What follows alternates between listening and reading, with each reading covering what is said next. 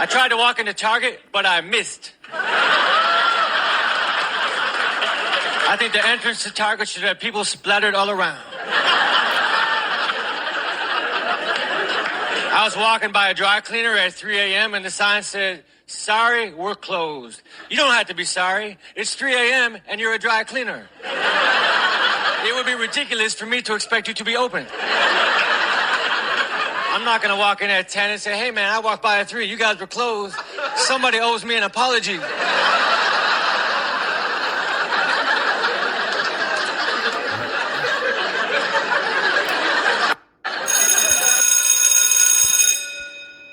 Good morning. It's Monday, Policecraft Monday, October the 23rd, and this is The True Conservative. Welcome to all the butchers, bakers, and candlestick makers out there. I'm Ron, your host, and the only true conservative in the United States today. So today, after the Serenity Prayer and the patriotic song of the day, we will have my take, rules for retrogrades, rules for patriots, no free lunch, rules for radical conservatives, policecraft, bishop-barron, Ayn Rand Quote of the day, and Bill Maher. All that and more when I get back.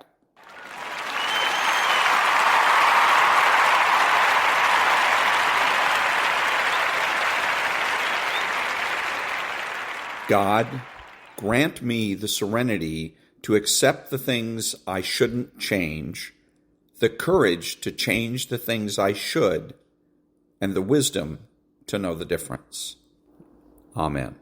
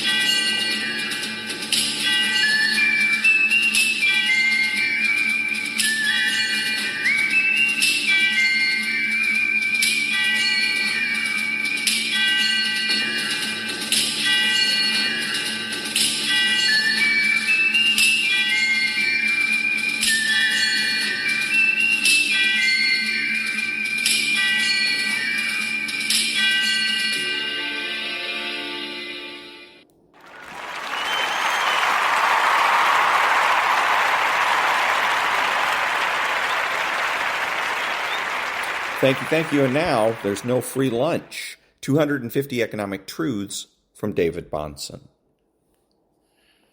Many well-meaning people favor legal minimum wage rates in the mistaken belief that they help the poor. These people confuse wage rates with wage income.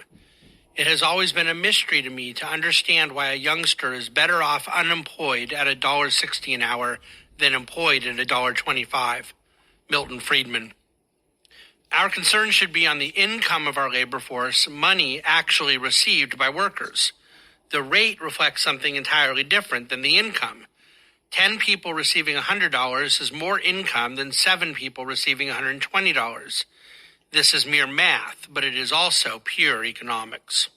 And that was There's No Free Lunch by David Bahnsen. Back in a minute.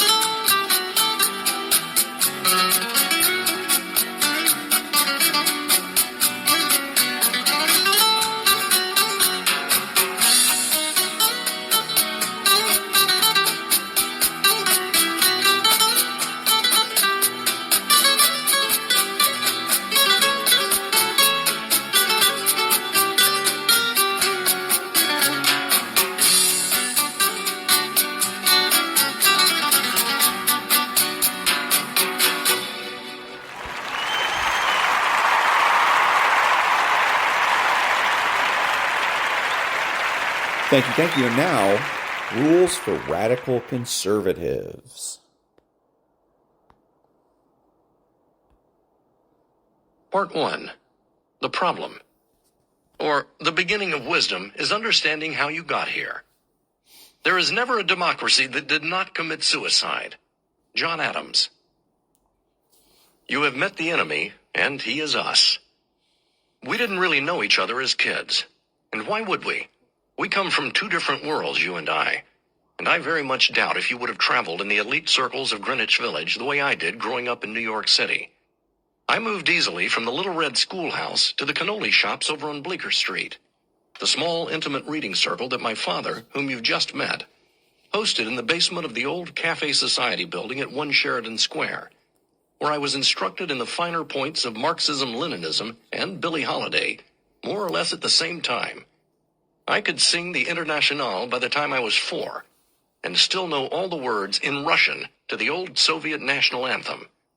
There was hardly a progressive school I didn't attend.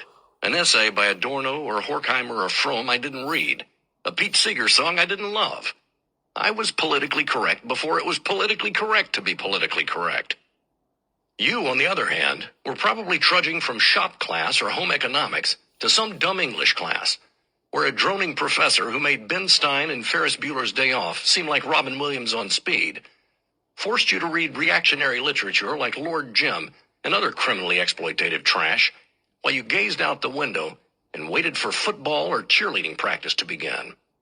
Being a New Yorker and all, I didn't even have a driver's license until I moved to Los Angeles. Well, you probably got yours at 14, so you could drive your daddy's tractor, right about the same time as you got your first pistol permit. You were the big, strong guy who respected his parents, dutifully got good grades, went out for all the sports teams. Whether you made them or not didn't seem to crush you the way it crushed lesser mortals, like me, for example. Knew how to shoot a rifle, and even darken the door of a house of worship once in a while. Or you were the hot chick, nice Miss Goody-Go-Lightly, the one who wore her skirts to the knees, who knew how to cook, but could also go to the hoop with any of the guys. The girl guys like me knew we could never have until either we A, learned to shoot, or B, made a lot of money.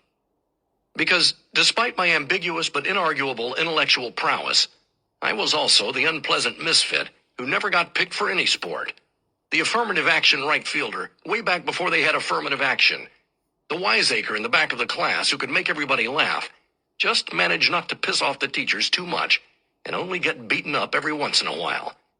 The class presidential candidate who ran on the platform of getting IBM out of South Africa, and getting the U.S. out of the U.S. Wildly popular even back then. I was the snitch, the weasel who threatened to tell your mama whenever anything didn't go my way. Eddie Haskell was my hero, the creep who would start fights and then run to Mrs. Cleaver and blame the other guy. It was from him that I learned that it didn't matter what you did. It only mattered what you said, and what you could get away with. Contrary to your idiotic realistic mantra, words don't have fixed meanings, and actions usually don't have consequences. In fact, almost nothing has consequences, at least not in this life, and I was raised to believe in the here and now, and not the hereafter. You fools, with your faith and good works and, well, faith itself, reliably undercut yourselves and hold yourselves back. It is your fatal weakness, and boy oh boy do we know how to exploit it. Advantage atheists, just as long as we win or fix the next election. In short, I was a born liberal. Remember that old Three Stooges routine? You know, the one where they're counting out the swag and Moe says to Larry, "One for you, one for me. One for you, two for me. One for you, three for me." It takes Larry an agonizingly long while to catch on to the scam, which only sounds reasonable if you buy Moe's arithmetic in the first place. But why wouldn't you? You've been buying our arithmetic since the dawn of the progressive era, back in the days of Marx, Engels, and Lenin, and have been falling for it ever since. The point is simple. What's mine is mine, and what's yours is either ours or negotiable. Once you understand that, we're going to get along just fine. Got it? Yeah, we might not have met, but we nevertheless recognize each other from the old neighborhood, if you know what I mean. Now my pals and I are the ones who run your neighborhood associations and co-op boards and concerned citizens committees. We never get tired of this stuff. The people who meddle in every aspect of your lives, not only because we want to, having nothing better to do ourselves, but because we can. We are Eddie Haskell on steroids. A malevolent, empowered Eddie Haskell, come to living, breathing life, and sent back to Earth by a lower power to annoy you. It's no wonder that we still secretly mourn the death of our beloved Soviet Union, because we pine for a world we never quite knew, but are busy bringing into existence right here in America. A cleaner, greener, better place in which people like me occupy every interstice. Comrade Strelnikov, telling you at every turn what you may or may not do, what you should eat and shouldn't smoke, where you must put your trash, your recyclables, even your grass clippings, and all for your own good. At nearly every juncture of your lives, people like me are there with our hands out for a little of the old palm-crossing ho-ho-ho. You used to call them bribes, shakedowns, pourboire. Today, we call them fees, or permits. Want to build a new bathroom? Pay me. A fence? Pay me. Change the front of your home in a historic preservation zone? Accommodate me, and then pay me. Gaia forbid you would want to do anything major on what we laughingly used to call private property. Then you're really going to pay. And all for the privilege of participating in a system that is fast becoming as much an illusion as your religion. There is no God but Caesar, and we am he, and he is me, and we are all together. And, whoops, get used to it, walruses. Or do something about it, which is the whole point of this book. Although we've been able to attract a great many well-intentioned or well-indoctrinated or, well, let's call it confused people to our side, that's mostly because we've so stridently claimed, with no factual basis whatsoever, the moral high ground for so many years, that it is now socially unacceptable to oppose us. We're the cool kids these days. Admit it. You've always hated people like me, even though hate is a hateful word, and ought to be punishable under hate crime laws if it isn't already. And yet, you follow your leaders, presidents you never heard of a few years ago, and weak little men with voices like straw reeds, and gangster gun moles from cities back east, because you believe the sound of sweet nothings on their lips. Or, more likely, because it's the right thing to do. Well, as Texas Guinan used to say to the patrons of her speakeasies just before she and Owen Matty fleeced them, "Hello, suckers!" And yet, you will follow, because you are postmodern men and women, which means that you've come to accept, if not fully believe, our contention that words mean more than deeds, that good intentions mean more than results, that feelings are far more important than facts. And speaking of which, the fact is, we are all around you. We are those people you complain about when you get home from work at night, if you even still have work or a home. We are the bureaucrats, the regulators, the lawyers, the administrators. We are the tribunes of the great liberal empire, which exists for one reason and one reason alone: to tell you what to do. We are the people who control nearly every aspect of your lives. The unelected pygmy functionaries whose jobs have been created by legions of lawyers in order to tie you, the heroic Gulliver, to an infinite series of pegs and stakes until you are finally completely immobilized. At which point, we will at last be able to pick your pockets clean. Call it the revenge of the nerds. Indeed, we are obsessed with shoving our lifestyle choices down your throat, if you don't mind the metaphor. We need to see you grovel before us and publicly disavow all your previous standards. Because when you don't, don't tell anybody I told you this. It robs us of the moral absolution we so desperately seek, if you'll pardon my use of the word moral. Because the sad truth is that as much as we love the people, we don't trust you to be left to your own devices. Having done our level best to rig and then wreck the marketplace, we can point at it in alarm and convince you to abandon it to tender mercies. Because we are, in effect, a kind of suicide cult. Unable to deal with our own feelings of narcissism and guilt and free-floating anxiety, we've decided to take our anger out on you. Because you represent everything we hate. Freedom, personal choice, the right to privacy, the triumph of the individual over the collective. Because we cannot compete with you on this field of sporting endeavor, we have worked assiduously to change the rules of the game. Even when we succeed, as I and my pals out here in Hollywood land have done so spectacularly, we work to undermine the system in nearly everything we do, except, of course, our own personal lives, and continue our work to convince you that everything you used to believe in is false. We intend to show our love for the little guy by making him our permanent ward, by crushing his foolish belief in Santa Claus, the Tooth Fairy, and the antiquated notion of America as a free country. Only in slavery is there true freedom, and we intend to give it to you in spades. And if you so much as think about doing anything about it, about fighting back, about taking back your country, we co-opted that slogan from you years ago, or even looking a little bit askance at us, well, that's what we have lawyers for. Now you know why Eddie Haskell is my hero.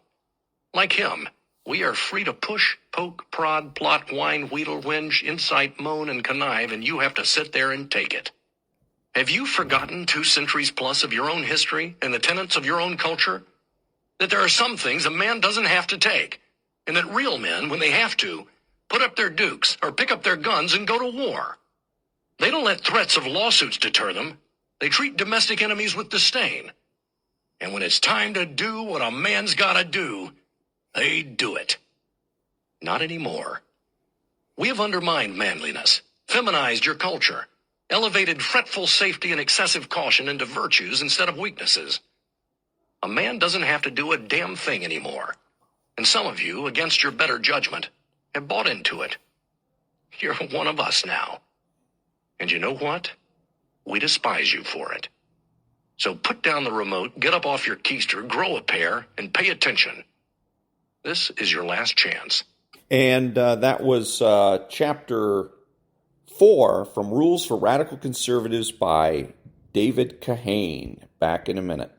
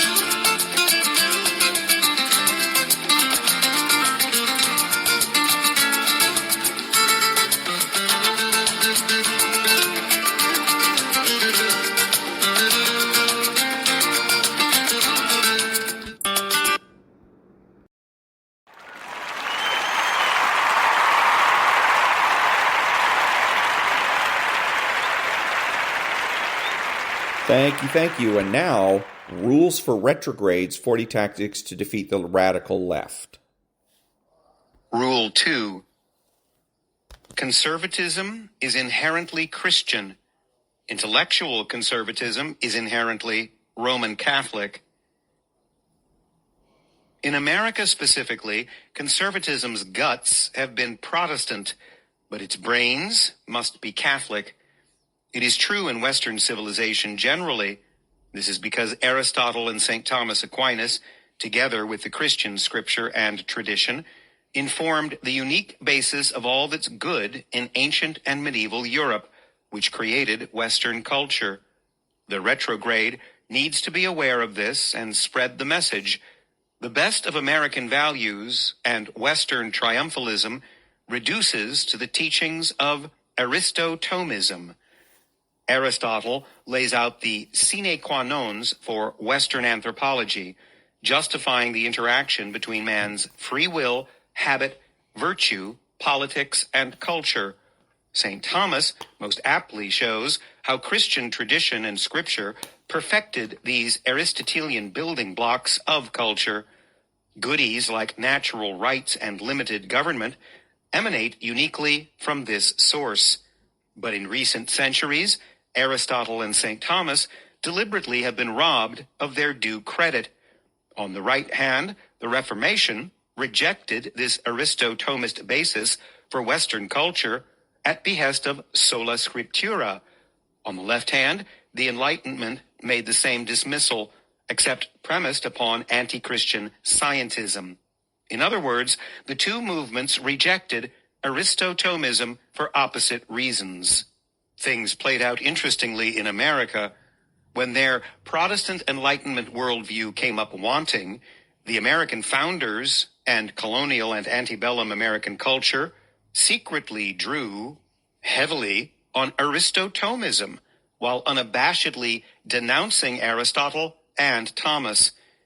These two figures are basically the American retrogrades' dark knights, gathering all the unique blame and none of the due credit. All republics live out a three-phase life cycle. First, breaking the old regime, and then making the new regime, and finally, staking the new regime in the culture. Aristotomism proves indispensable for all three phases. This is seen in American history specifically and in all republics generally. Breaking the old regime. In 1776, the Declaration of Independence announced the breaking of the English rule over the American colonies. In the American Republic, before it was even technically a republic, founders such as Thomas Jefferson and John Adams secretly drew on a Thomist natural rights tradition. Footnote: the natural rights tradition includes thinkers like Robert Bellarmine and Protestant political thinkers who drew on Bellarmine and Aquinas. End of footnote. Thomas Jefferson and John Adams secretly drew on a Thomistic natural rights tradition in formulation and defense of the Declaration of Independence. Although the young colonies were peopled by Protestants outwardly hostile to Thomism, the natural rights of the Declaration proved to be unimaginable and incoherent without Thomas Aquinas's arrangement thereof. Making the new regime. In 1787 and 1788, the drafting and ratifying of the U.S. Constitution memorialized the making of the new American regime, premised upon the violations of American rights enumerated in the previous decade's Declaration. Framers of the U.S. Constitution, like James Madison, recognized that natural rights in republics were best secured by localism, a principle derived from the Catholic concept of subsidiarity. Once again, this Republican desideratum came from the overlooked or maligned lineage of classical thinkers such as Aristotle, Thomas Aquinas, Robert Bellarmine, the Spanish theologians of the school of Salamanca, and Montesquieu. Madison and the framers called the concept federalism, not subsidiarity, although it proves to be a simple Reformation Enlightenment reproduction thereof. staking the new regime in the culture.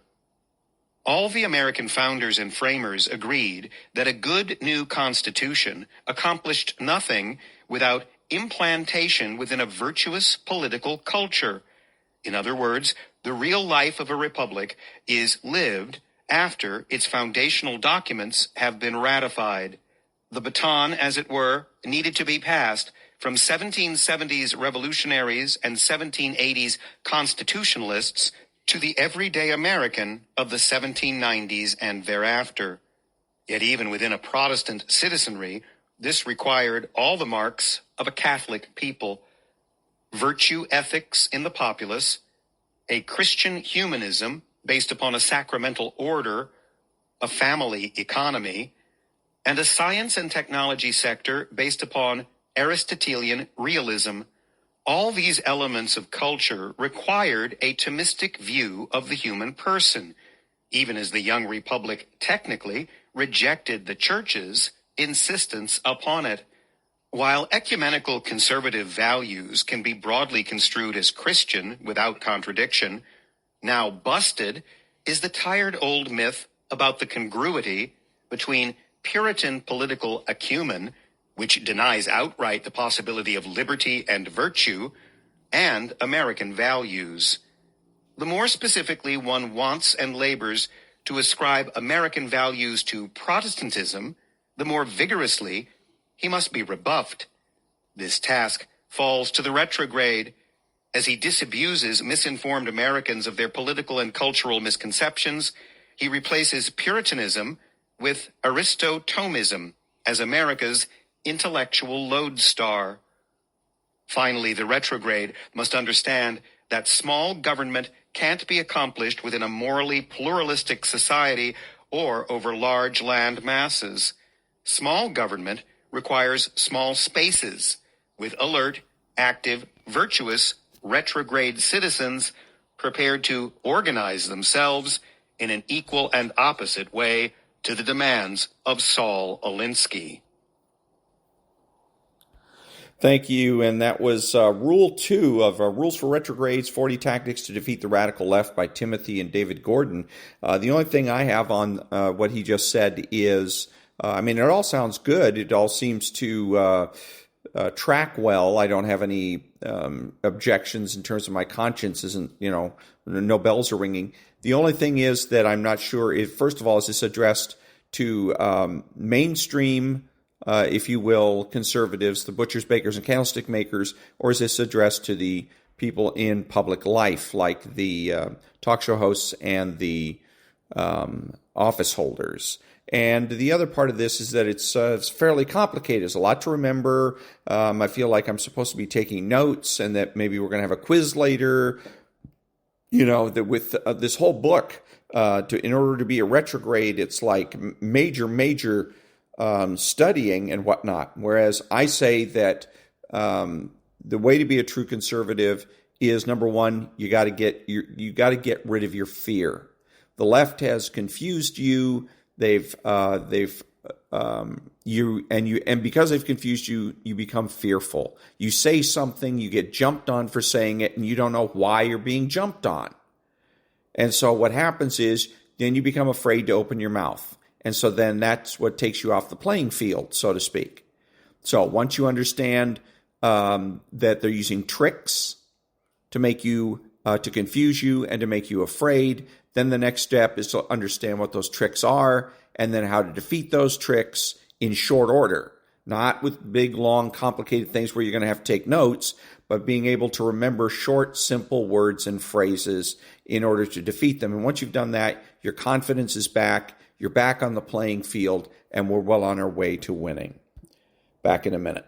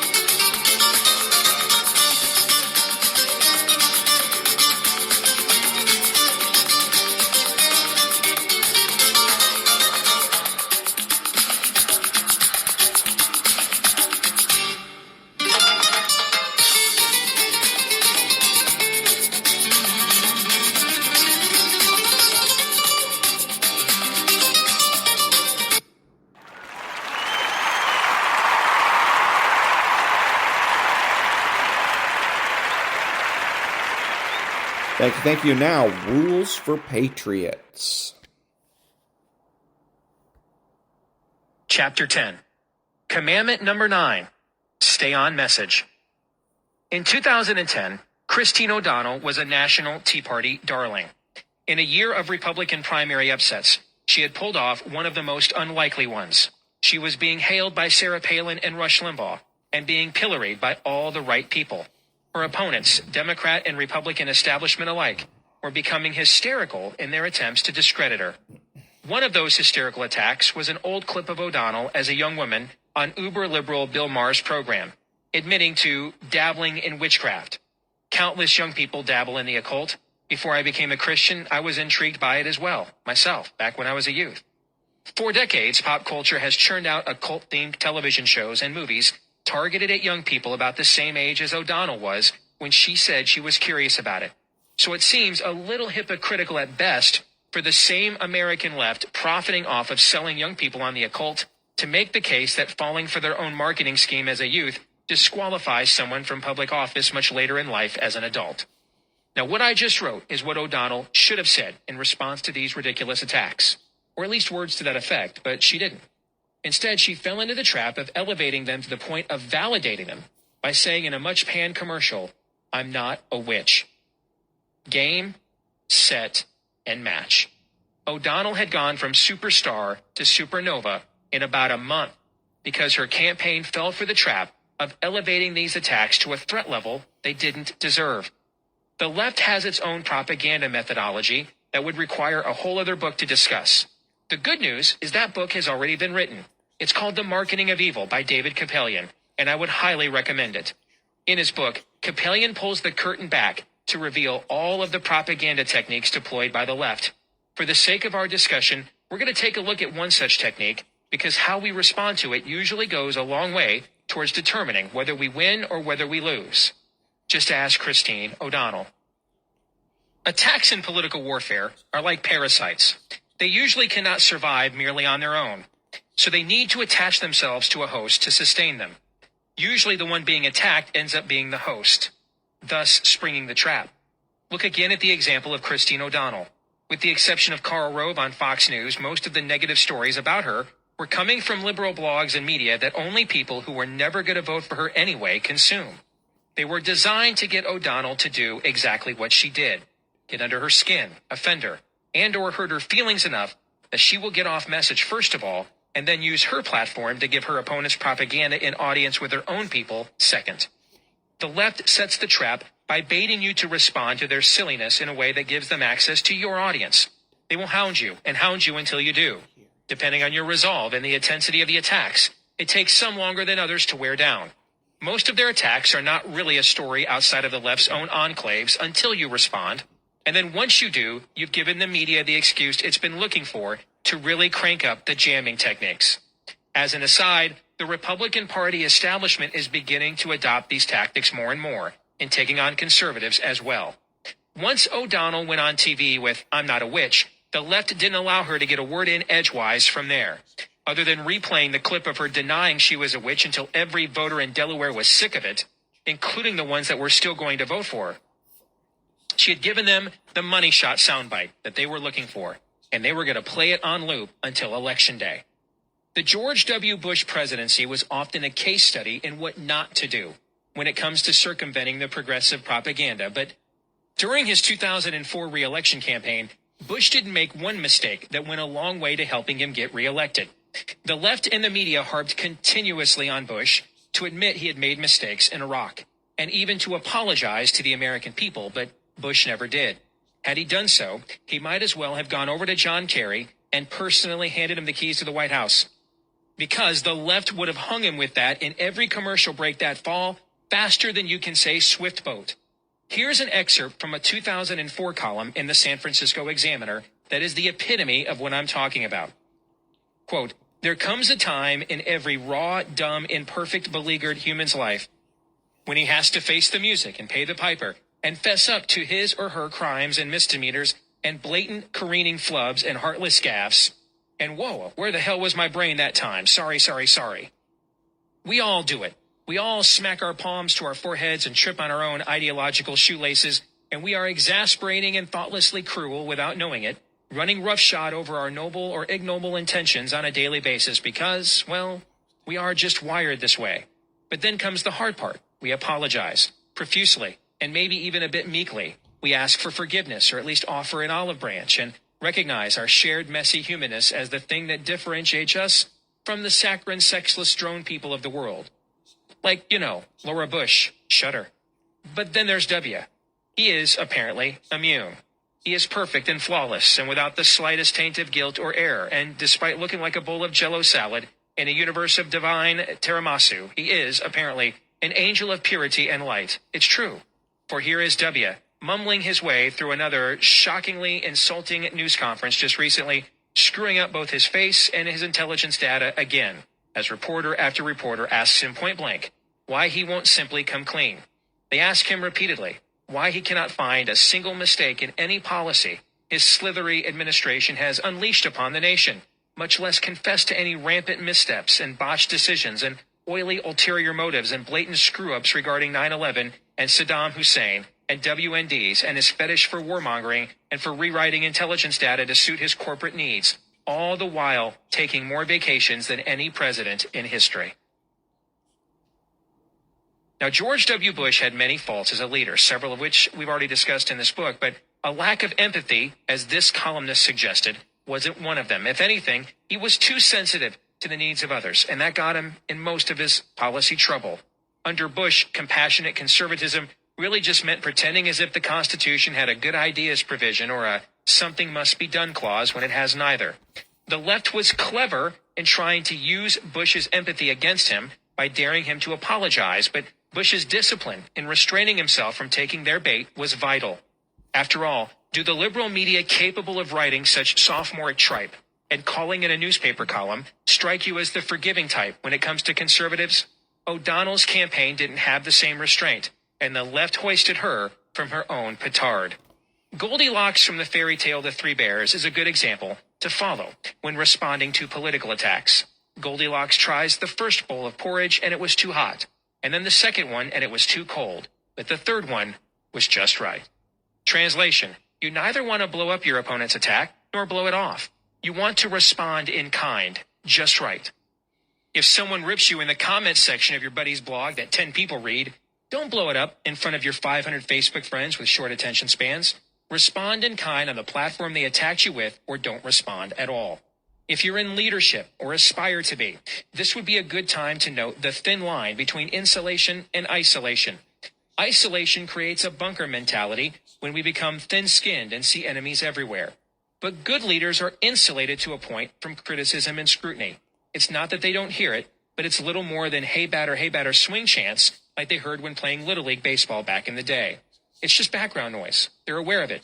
They're aware of it enough to know what's going on and to make sure they don't develop a tin ear, but they focus on the big picture because they're confident in the courage of their conviction. Like in Star Wars during the assault on the Death Star, when Luke Skywalker is distracted by all the cannons and explosions going on around him and is encouraged to stay on target. If you want to stay on target, there are 6 things you need to remember. Number 1, all the damage from a contrived attack is self-inflicted. If you avoid the trap, attacks become excellent opportunities. As you read earlier in this book, the only damages that come from being attacked are self-inflicted, either because the attack was true or your response was insufficient. Otherwise, an attack gives you a platform to restate your case / mission statement / objective / policy. The final Fox News debate before the 2011 Iowa straw poll was billed as a playoff game between battling Minnesotans Michelle Bachmann and Tim Pawlenty. Sensing he needed to score big after embarrassingly backing down to Mitt Romney in a previous debate, Pawlenty decided to go after Bachmann this time, which is a little bit like picking on the captain of the cheerleading squad since you can't beat up the quarterback of the football team. Except this cheerleader was no shrinking violet. Pawlenty went right after Bachmann in the debate, trying to show voters she wasn't ready for prime time. Instead of wilting on the one hand or emotionally lashing out on the other, Bachmann kept her cool and treated Pawlenty's desperate attack as an opportunity to finish him off. 48 hours later, Michelle Bachmann won the highest voter turnout Iowa straw poll ever, and Pawlenty was out of the presidential race. Number 2, never argue down unless you can turn it to your advantage. When someone sends me a negative note on social media, I will check to see how many friends they have on Facebook or how many Twitter followers they have before responding. If they have just about as many or more than me, I will try to respond, if for no other reason than to get access to their platform. If I have substantially more than them, I will ignore them unless there's a chance to take their attack to my audience and use it as a hook or a reason to justify restating my message. The same goes for radio shows and or websites that attack me. If they're bigger or on the same scale as me, I take advantage of the opportunity. If they're not, they don't matter and are probably just trying to instigate me to giving them access to my platform.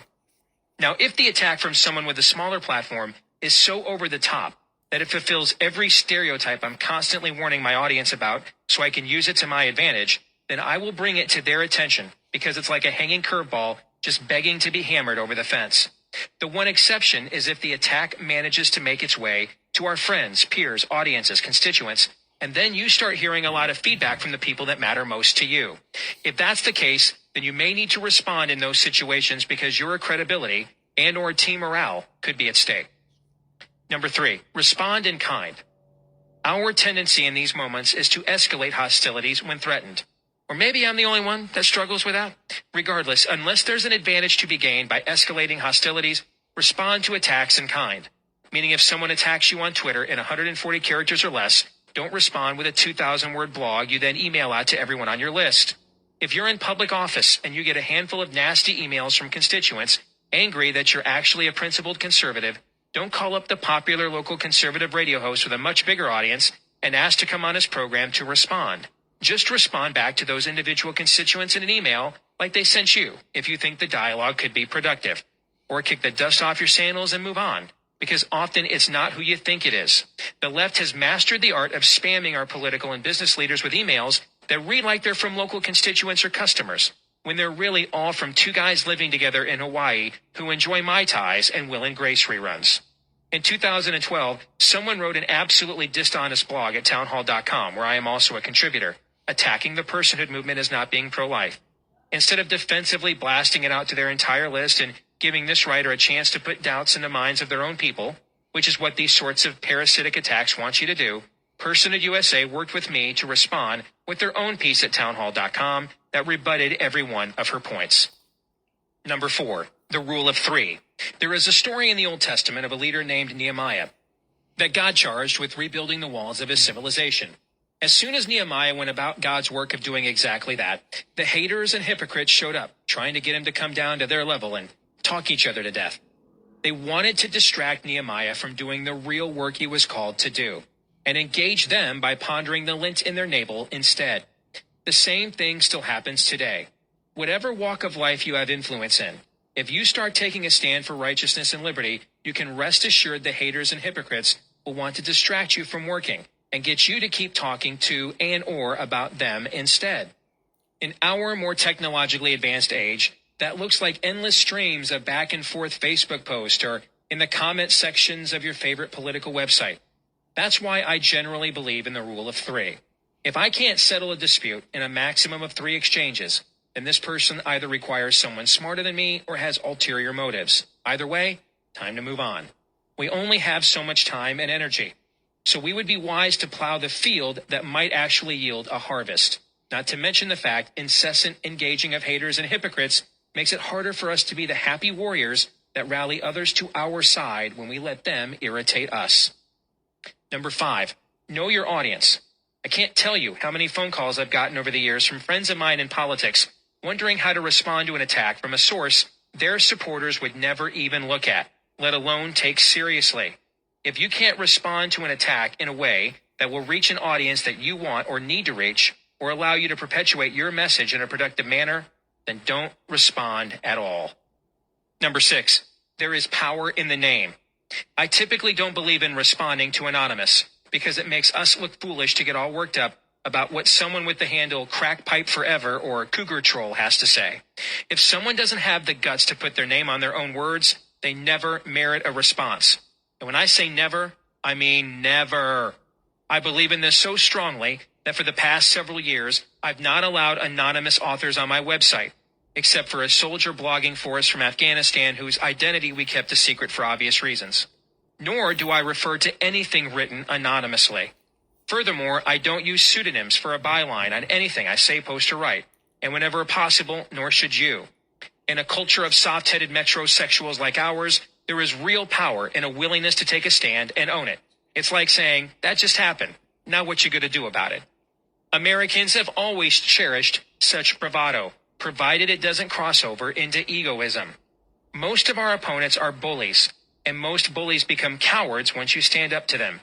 We should be proud of what we believe, because what we believe is true and transforms lives and entire civilizations for the better. There is no reason to hide behind a moniker.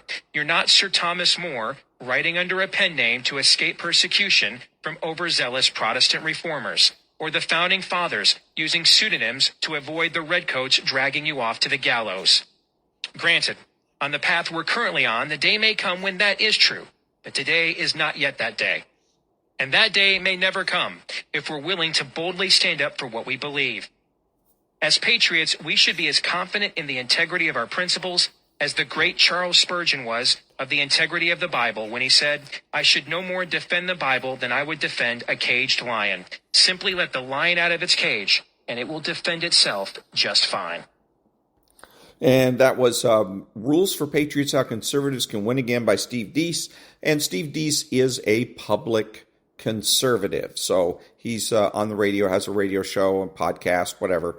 And so I'm imagining that most of the rules that he's laying down for conservatives are for public conservatives rather than for the butchers, bakers, and candlestick makers. Back in a minute.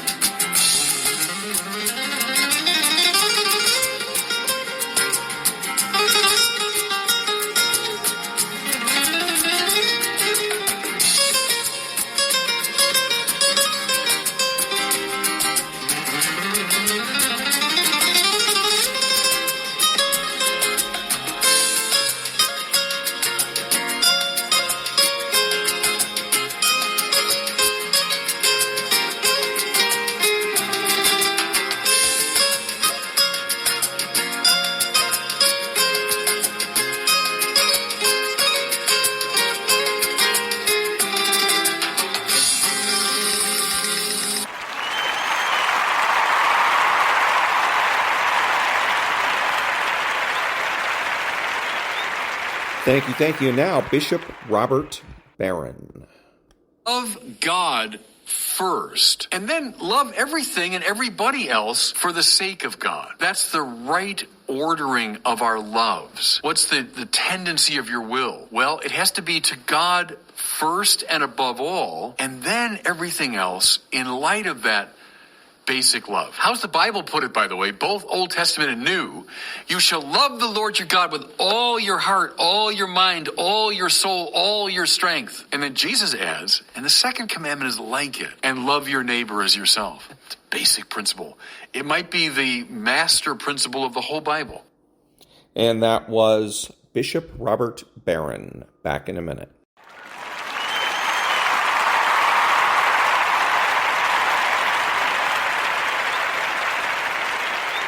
Thank you. And now the Ayn Rand quote of the day. Quote, the proper functions of a government fall into three broad categories, all of them involving the issues of physical force and the protection of men's rights. The police, to protect men from criminals, the armed forces, to protect men from foreign invaders, the law courts, to settle disputes among men according to objective laws. Unquote. Back in a minute.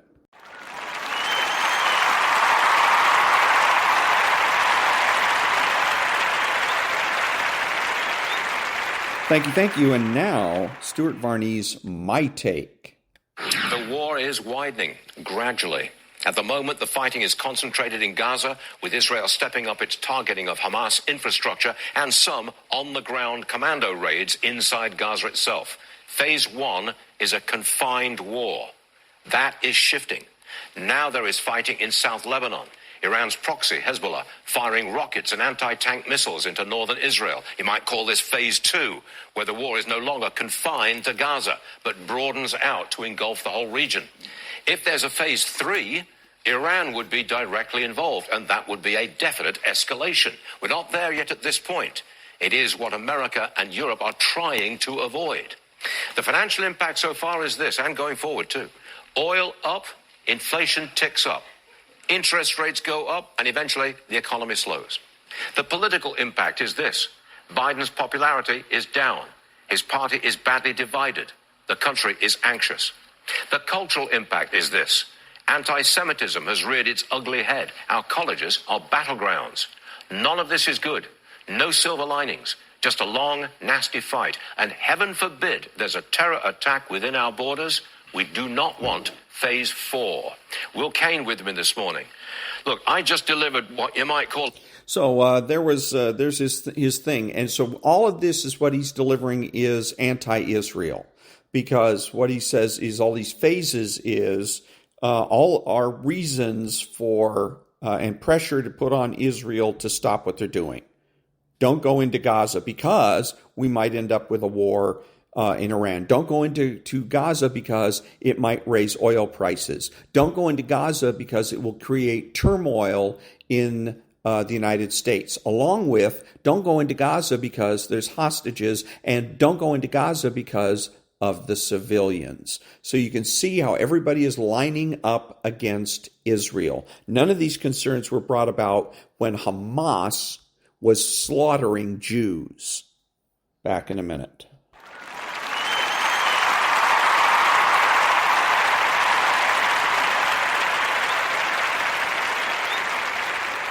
Thank you. And now a new book, and it's called Policecraft: What Cops Know About Crime, Community, and Violence. And we're going to start with Chapter 2, Violence.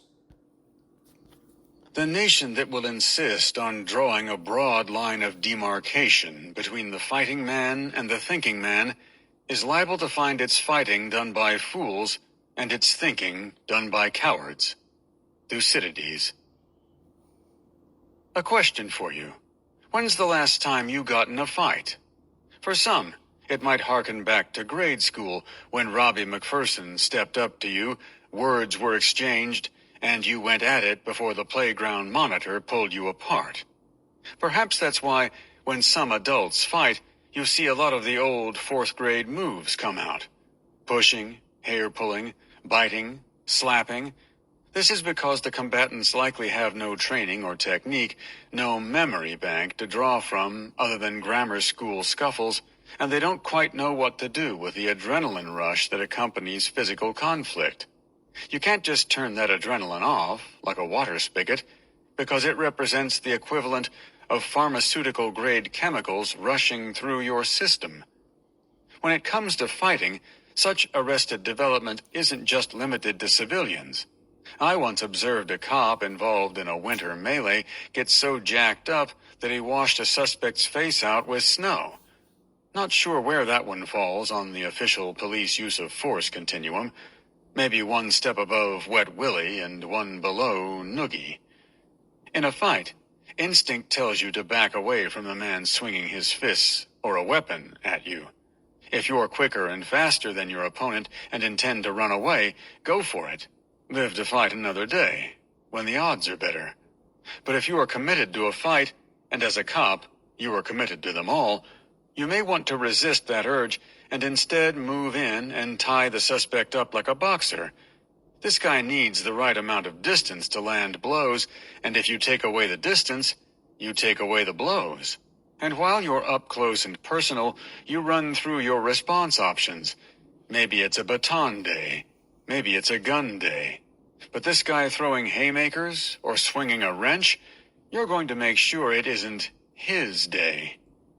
The prospect of fighting is why female officers with long hair keep it tied up.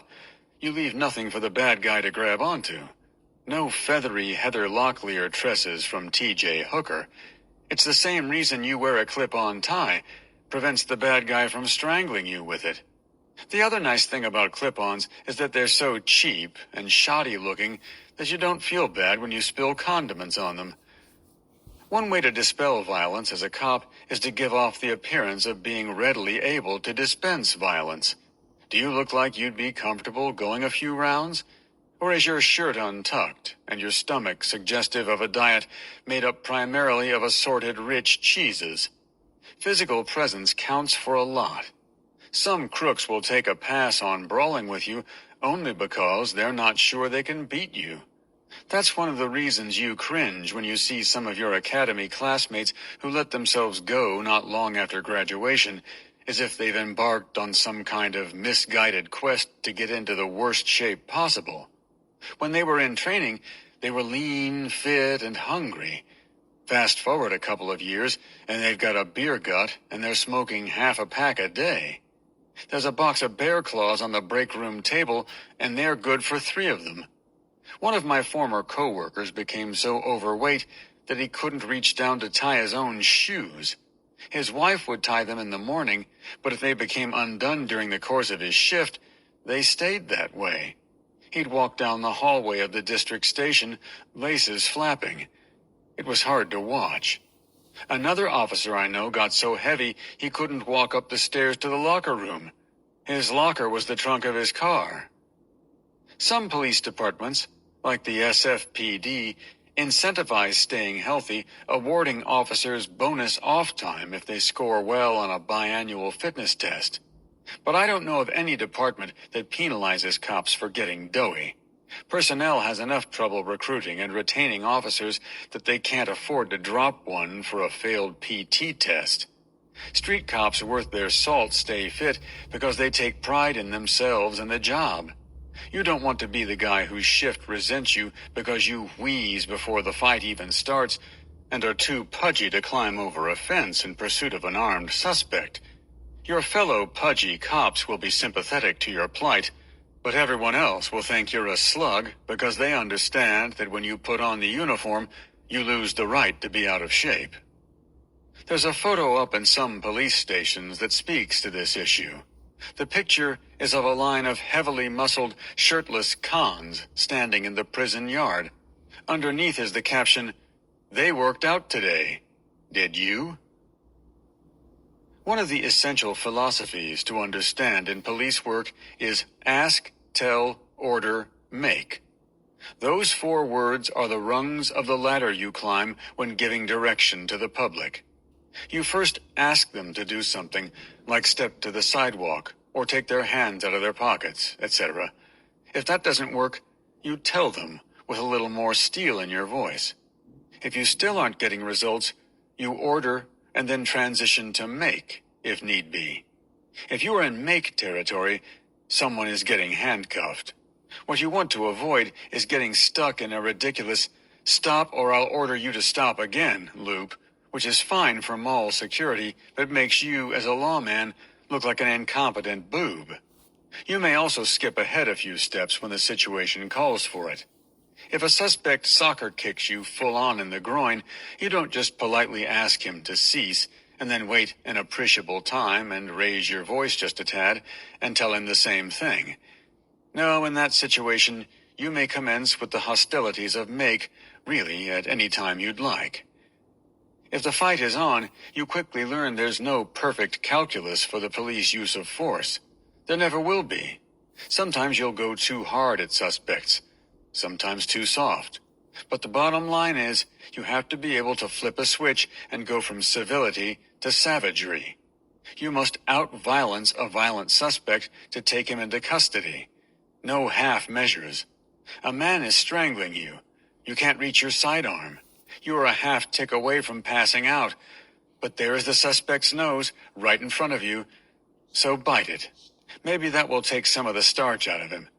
But they didn't teach me that in the academy. No, but they also didn't teach you to be murdered in a filthy apartment by a berserker drug addict.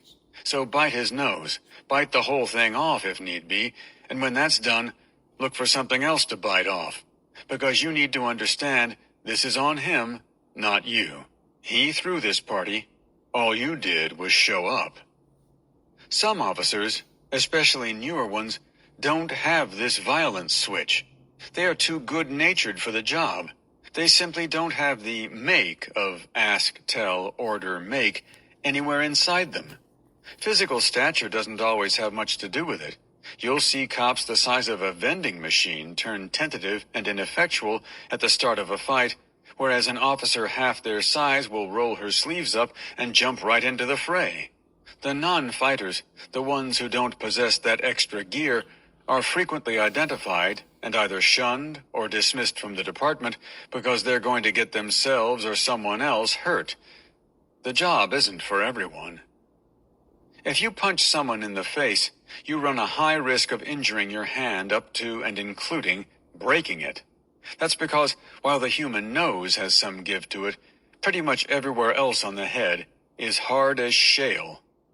You'll know plenty of cops who have shattered phalanges and metacarpals from striking people who are resisting arrest. During the summer of 2013, while I was working street crimes, my partner and I were taking someone into custody every day, and not all of them were wholly agreeable to the arrest process. I punched so many violent felons in the face that summer that I was placed in the early intervention system, which is designed to track problem officers, but more often than not, simply reveals proactive cops who make quality arrests and aren't big on retreating. I was so punch-happy that summer that even now, years later, when I hit the heavy bag in my garage, the knuckles on my right hand start to protest and burn after only a few minutes. Now, I could justify every blow, but to onlookers, all those face strikes may have looked like police heavy-handedness. They may have viewed me the same way my wife does when I am doing something questionable, like eating a greasy meat platter without utensils while hunched over the sink, at which point I tell her, "I do not expect you to understand or approve of what is happening here."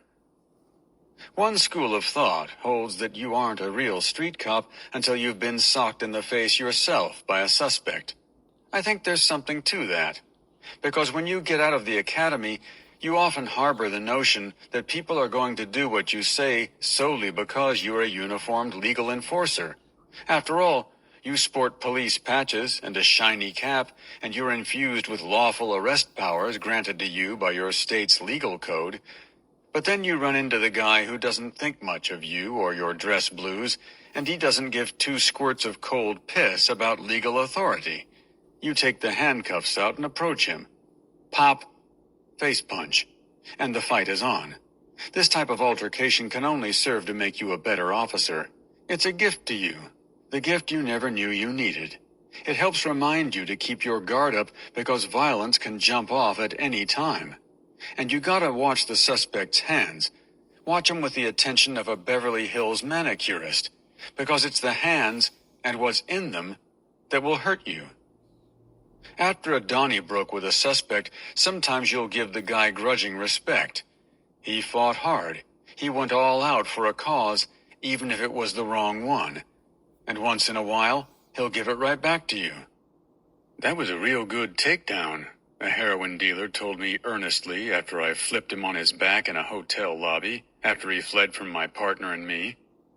"Never seen anything like that before." I was so proud I went home and told my wife. A career doper paid me a compliment today on my scuffling ability. Hey, you're a cop. The compliments are few and far between. You'll take it no matter the source. Although some suspects will fight you, many are nothing but tough talk. They want to sound hard in front of their buddies, or they're drunk, or they're just fundamentally silly. And as long as they're not threatening you and they are going with the program, there's no need to get grabby with them because of what they say. That's where some officers get in trouble. They lose their cool because the criminal has committed the offense of contempt of cop, which they believe may not go unpunished. But best to let it be. If a suspect calls you a bitch-ass punk, you simply accept the constructive feedback without any payback, because this is America, the cradle of free speech, and a crook can say pretty much whatever he'd like to you as long as he follows your commands. If your suspect doesn't follow your commands, things probably aren't going to break his way. I once chased a drug dealer on foot down Mission Street who was tossing his crack cocaine as he fled. Knowing that drug dealers in general are dangerous and carry weapons, and knowing that this particular corner where this particular dealer was selling has been the site of several recent drug-related shootings, I told him to stop, but he didn't, so I caught up to him and threw him onto the hood of a parked Honda Accord. He bounced off and landed on the street, separating his shoulder. He claimed police brutality, but it was hard to feel bad for him. It wasn't just his 35 prior felony arrests. It was because he called the play that day. If he had stopped when I told him to, none of this would have happened. Often when the police have to hurt people, it's because you're reacting to their poor decision-making. It's also because you know you cannot wait too long for the threat to materialize. If you give the bad guy that kind of head start, you're headed to the hospital, or you're already dead. Raymond Chandler understood this when he wrote, in The Big Sleep, "Perhaps it would have been nice to allow him another shot or two, just like a gentleman of the old school. But his gun was still up, and I couldn't wait any longer." As an urban police officer, you will patrol streets that are neither orderly nor safe. It is not a gentleman's game. Skin is easy to break. It's about 4 millimeters thick. And because of their heavy concentration of capillaries and veins, scalps bleed a lot, so much so that even a small gash will appear life-threatening to the layman's eye. A concerned citizen will call 911 and report there's a man bleeding on the sidewalk. Come quickly because this guy is really gushing, maybe he's dying. And you show up, and all this fellow really needs is a wet nap and a butterfly bandage. But while a scalp injury could be a big nothing, one of the factors you must key in on when responding to a street fight is the possibility that one of the participants has sustained traumatic brain injury, TBI. Only in cowboy movies can people withstand staggering numbers of cranial blows without ill effects. For the rest of us, it's delicate wiring up there, and a hard knock to the head, be it from a blow or a fall, can concuss a person's brain against his skull like a wave breaking over a water piling. The symptoms of TBI include slurred speech, disorientation, headaches, and blurry vision. Victims might repeat the same question or insist on going to sleep. In the past, conventional wisdom advised keeping TBI victims awake because going to sleep could increase the risk of a coma. Most medical professionals now believe the risk is overblown, especially if the victim is on the way to a hospital where they can be monitored. It can get a little confusing out there because many street fights are alcohol-related, so you have to figure out if the person you're looking at has TBI or is just some party boy feeling the effects of 7 consecutive wine coolers. And those with TBI are rarely in the best position to judge their own fitness. "I'm fine," your victim insists, waving you off and then taking one step forward and sagging into the wall like his legs don't have bones in them. You always call an ambulance for these folks and ensure they get in, even if they loudly declare they won't go because that 8th wine cooler beckons. Let the medical experts give them the once-over at the hospital, and if they want to leave against medical advice, that's on them. Legally, they can refuse treatment, but they can't refuse transport. Beyond TBI, another hallmark of street violence is that people who have been stabbed often don't realize it right away. They feel the impact of the blow, but they think they've only been punched. They may actually continue to fight and even chase the suspect for a time. Then they look down and see blood flowing out of holes in them.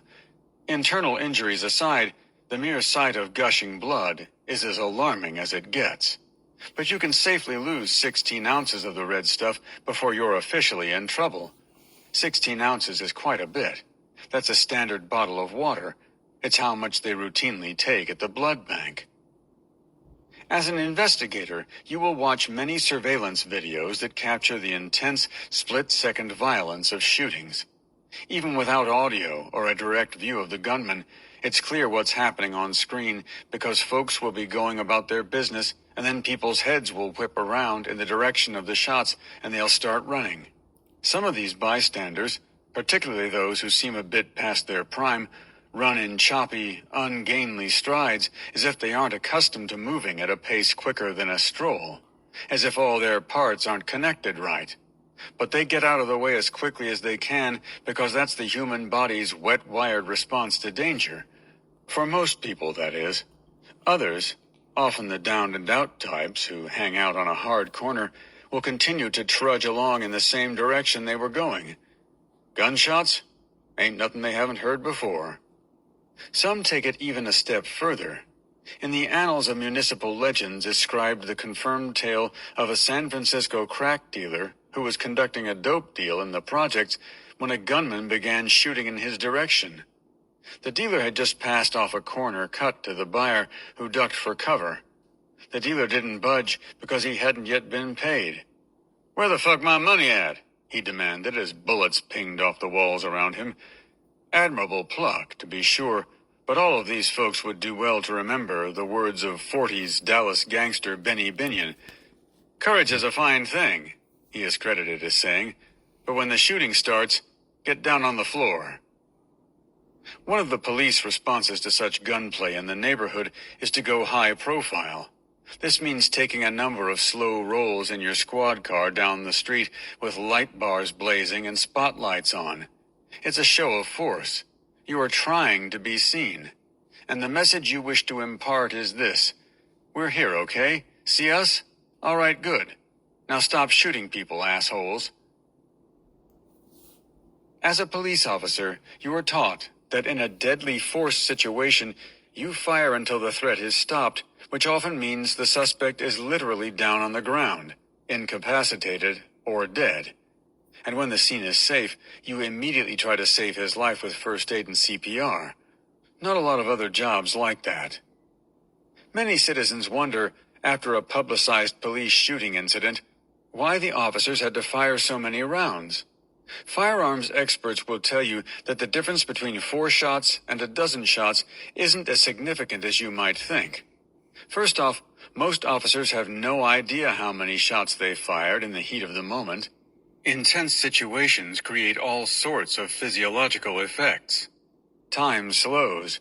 Your hearing and sight are affected. You sometimes don't remember crucial parts of the incident until much later when you have the time and space to decompress. Second, you typically don't have time in a gunfight to turn and ask your partner how many rounds he's firing so you can respond accordingly. But anyone who thinks there should be a cap on police bullets fired would do well to study the '86 Miami shootout between 2 bank robbers and 8 FBI agents in which approximately 145 rounds were exchanged. The 2 suspects, despite being outnumbered 4-1, went down hard. How hard? One of them, Michael Platt, was shot 12 times, including a 9mm bullet that entered his right rib cage and stopped an inch from his heart. He kept fighting for 4 more minutes, eventually killing 2 of the agents, Jerry Dove and Benjamin Grogan. The other suspect, William Maddox, was shot 6 times, the primary hit being a .38 round to the brain. He went unconscious for over a minute, woke, and rejoined Platt in the gunfight, which injured 5 other agents. Both Maddox and Platt had military training, but wore no body armor. They were found to be drug-free during autopsy, sustained only by a powerful will to live and the desire to destroy what was in front of them. A placard honoring Agents Dove and Grogan can be found in Miami at the corner of Southwest 82nd Avenue and Southwest 122nd Street, where the gunfight played out. As for the suspects, Platt is buried in Jonesboro, Arkansas. Maddox was laid to rest at the Mound Hill Cemetery in Eaton, Ohio. I found this information on findgrave.com. When I scrolled down Platt's page, I read this: "The virtual flowers feature has been turned off for this memorial because it was being continually misused." Sounds about right to me. And that was Chapter 2, Violence of Policecraft by Adam Plantinga. Back in a minute.